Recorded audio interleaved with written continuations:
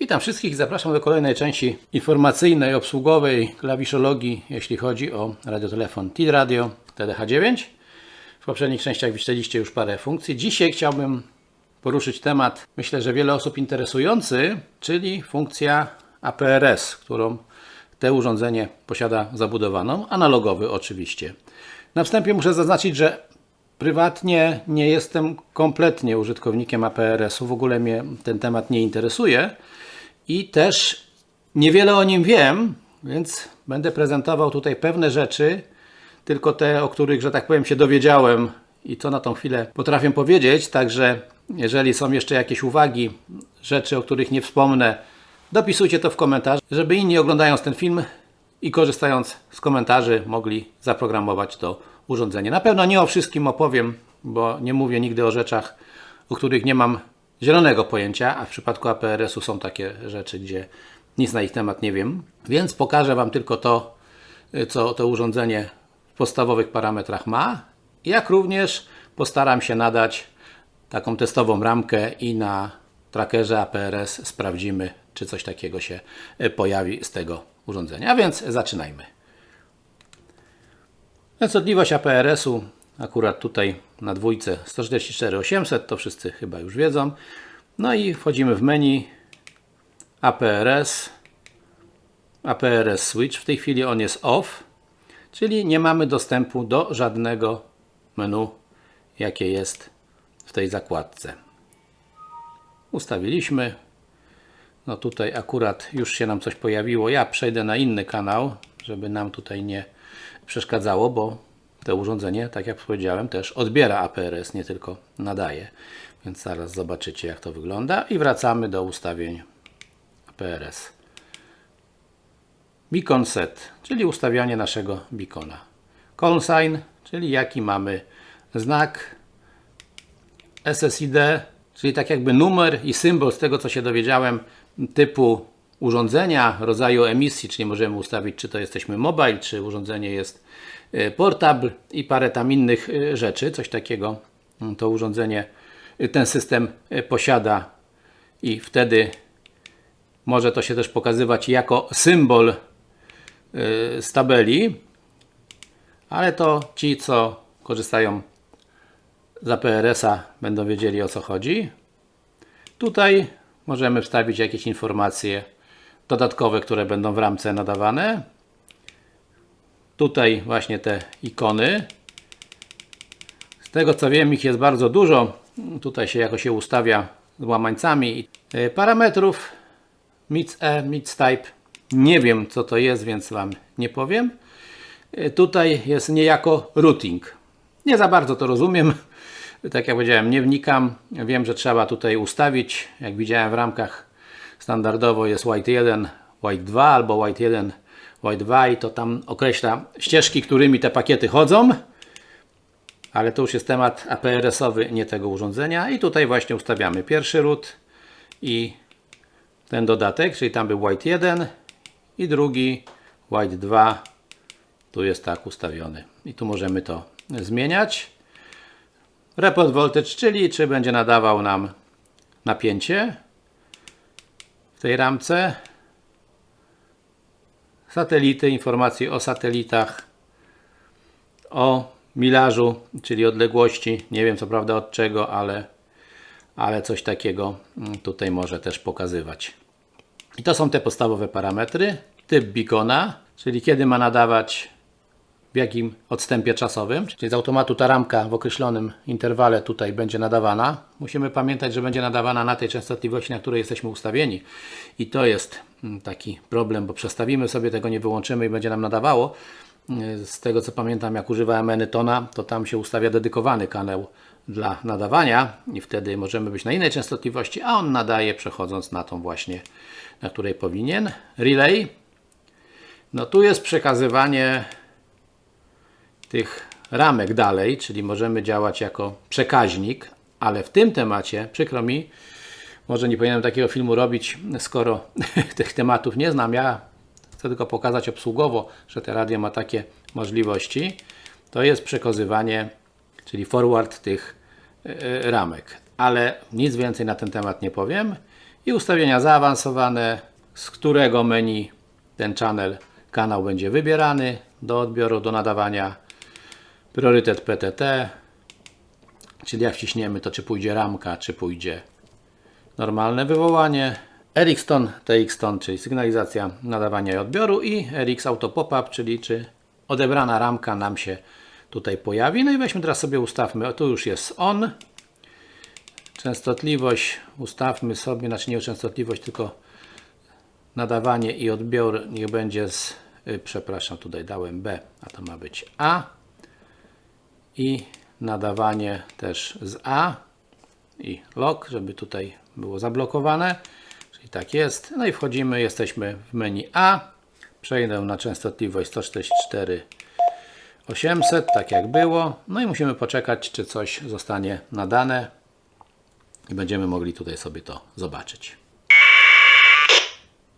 No i widzicie, była pierwsza ramka i mamy tutaj informację, kto nadał, dystans. Nie wiem od czego dystans, bo musiałbym zobaczyć, jakie tu są ustawione parametry, jeżeli chodzi o pozycję, bo GPS chyba jest w tej chwili wyłączony.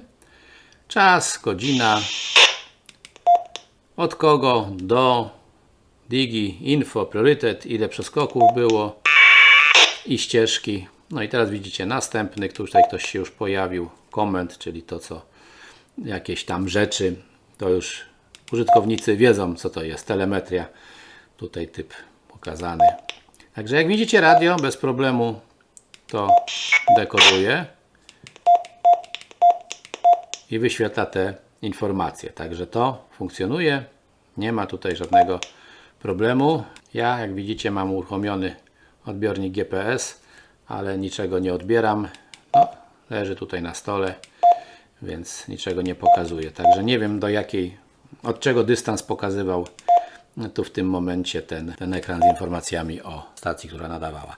No więc przejdźmy teraz do ustawienia i sprawdzenia, czy to urządzenie też nadaje. Czyli wpiszę sobie swój znak, beacon set, call sign. I tutaj no trochę to będzie number input. Tutaj zmieniamy tryby, dobrze.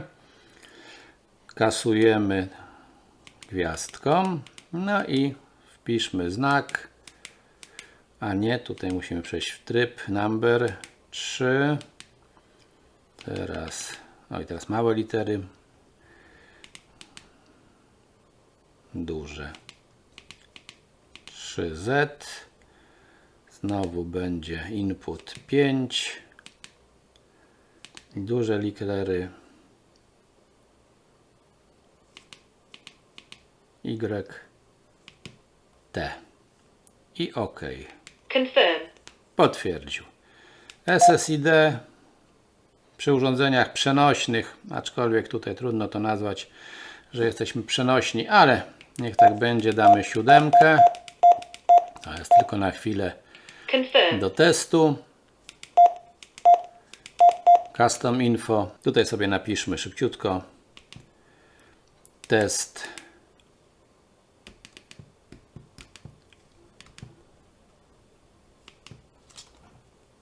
Tu jest spacja.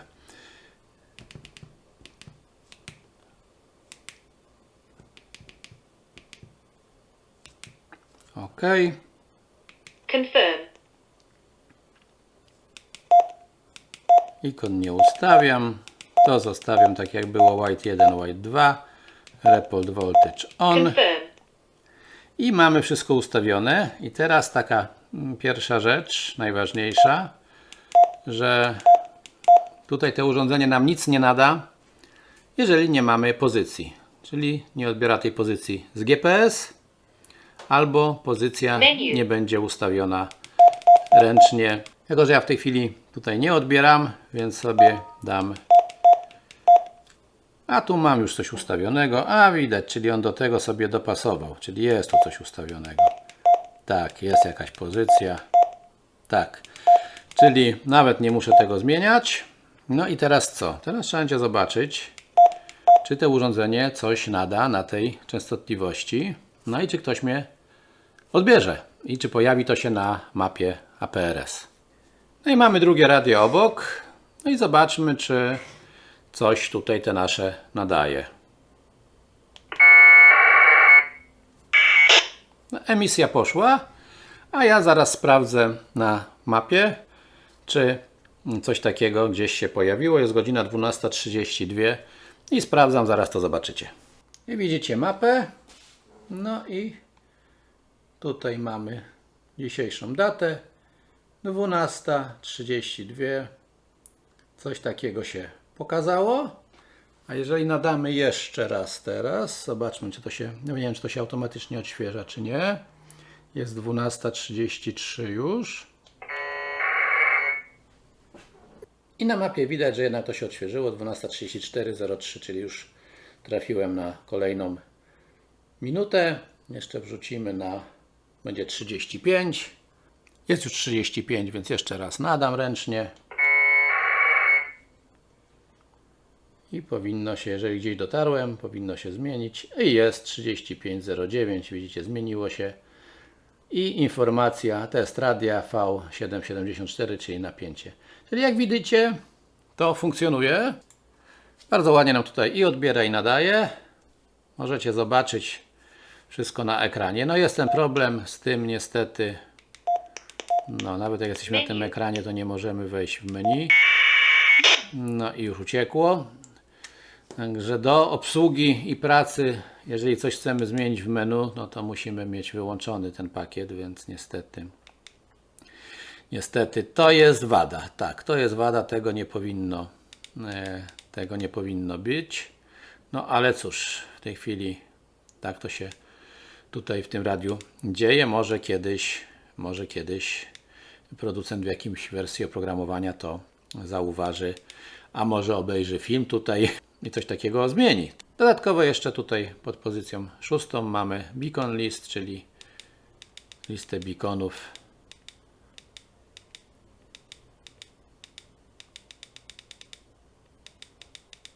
Jak widzicie, bardzo dużo tego odebrał. Nie wiem, czy to są beacony, czy to są stacje. No, z nazwy jest to lista beaconów, ale tak jak powiedziałem wcześniej, jak widzę tu z 7, no to chyba to nie jest beacon, bo ja też miałem 7. Wy wiecie, jak funkcjonuje APRS i co ma jakie oznaczenia. Ja tego, tak jak powiedziałem na początku, nie wiem. Pokazałem tylko podstawowe funkcje tego radia, jak je szybciutko ustawić.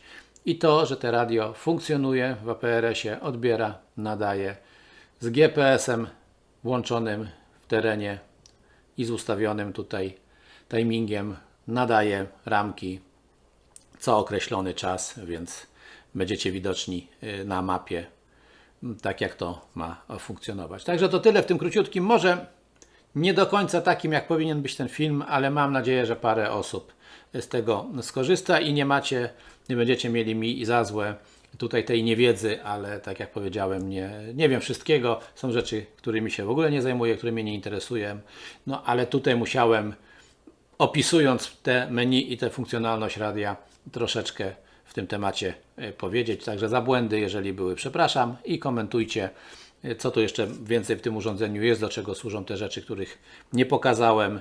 Jeżeli takie urządzenie używacie, niech to będzie taka wiedza dla wszystkich na przyszłość, aby umieli zaprogramować sobie APRS w tym urządzeniu. Także dziękuję za uwagę, zapraszam do oglądania innych filmów na moim kanale.